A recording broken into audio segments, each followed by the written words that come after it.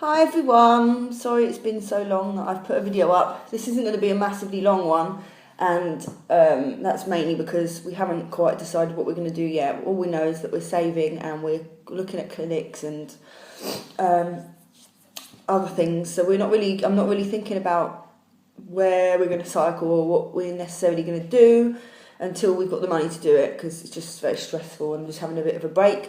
I'm sick at the moment, hence looking the way I am. Excuse me, I've had like the man flu.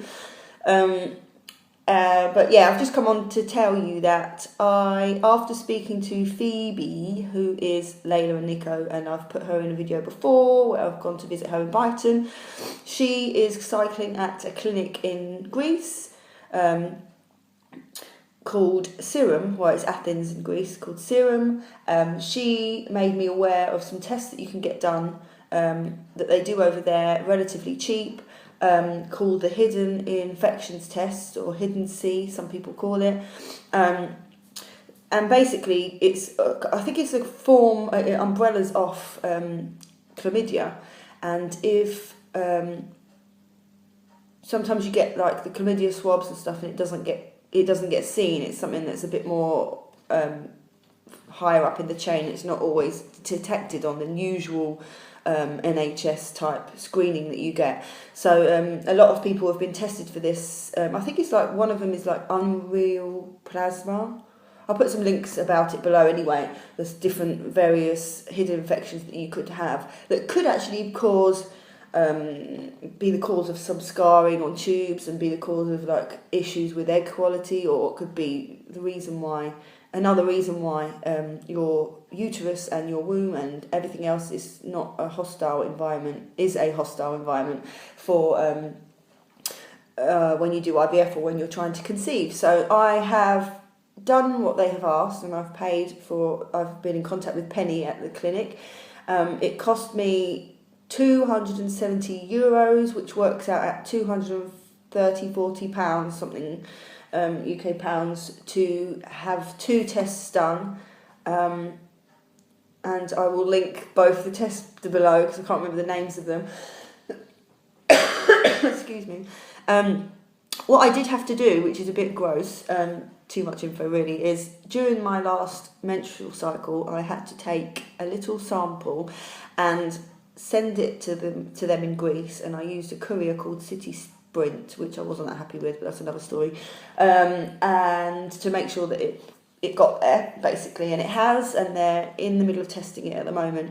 I had to mix some kind of saline contact lens solution with it to make sure it stayed dry and stuff, so didn't dry out. So yeah, that's in the process of being tested, so I'll keep you posted on whether I have any hidden infections, because really then they put you on 25 days of a really strong antibiotic which clears it in most cases, and if you've got it you can actually pass it to your husband or your partner, and that could cause them to have sperm issues as well apparently,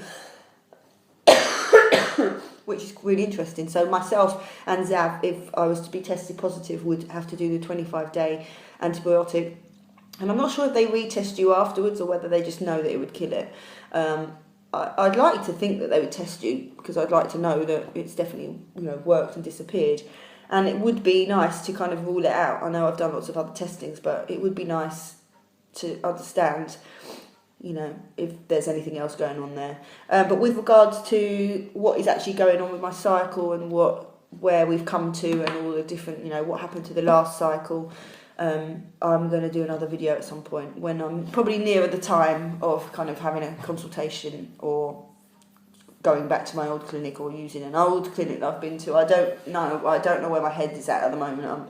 I'm not on Facebook at the moment. I miss everyone so much. It's like crazy, but I can't deal with it at the moment. So yeah, but I am telling people now that I need to do IVF, so I'm not particularly hiding as much as I used to. I want to hide this channel because obviously my past cycles I was with employers and stuff, and I don't want them to ever find it. But on my personal page, if somebody asks me, I'm just going to say and I've got a new Instagram that a personal Instagram that I'm putting on there IVF stuff. I don't know if I'll actually do IVF, proper IVF stuff, with like injections and things, because it's a bit personal. But yeah, I'm not hiding the fact that I'm doing it anymore, and my boss knows. So yeah, so I'll keep you posted when those results come back. They said a few days in the email, they've received it and they'll get back to me in a few days. But before they told me 8 days, but I think that was with 48 hours travelling, getting it to Greece as well. So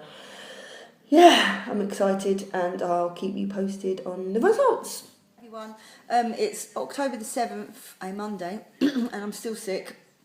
I've been sick, well, on Wednesday, it'll be like 2 weeks since I got this cough. The little one that I look after, he started coughing as well, and I haven't been able to shake it, I don't know why.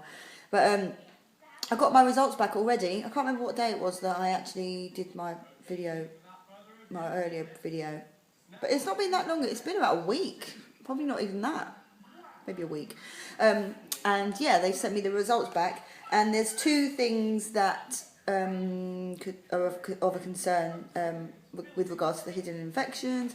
I've got something called, I've got my iPad here, Gardnerella, which is a vaginal infection. It's related to a disturbance in normal vaginal flora. It's the causal pathogen for bacterial vaginosis.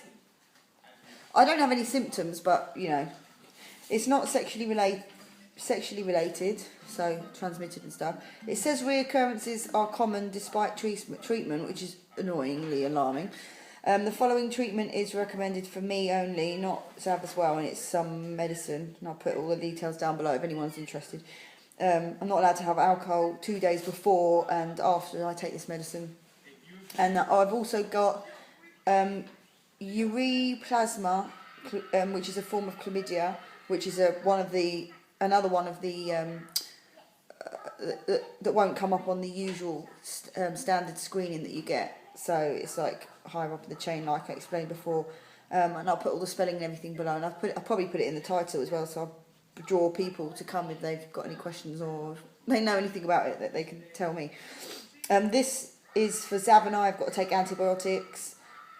We've got to sit upright for 30 minutes after taking this medicine to avoid taking it too late in the evening.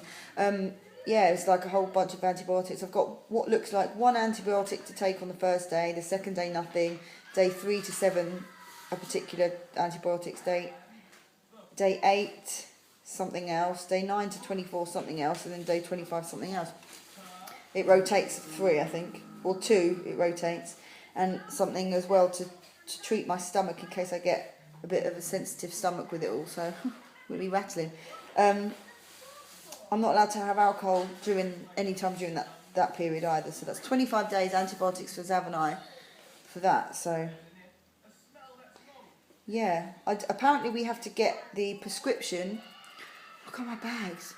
Oh, I'm so bad. We have to get the prescription sent to me, and then I take it to my GP, and he has to rewrite it so that I can go and get the medicine from a pharmacy or a chemist here. So I've got to do that soon. And what else do I need to do? Yeah, that's it really at the moment. I don't know if I mentioned in the video before this, but I have been put on the waiting list to have my tubes taken out, which will be, they told me it's a 2 to 3 month wait back when I went on it, so they said it should be about December that I'll have them taken out.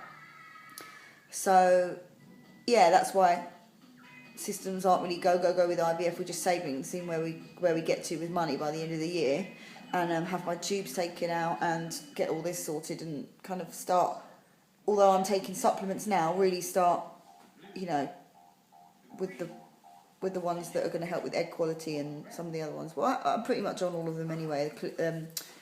The Royal Jelly and Q10, yeah, that one as well. So yeah, not really much I can do at the moment. So yeah, I'm going to start taking that medicine.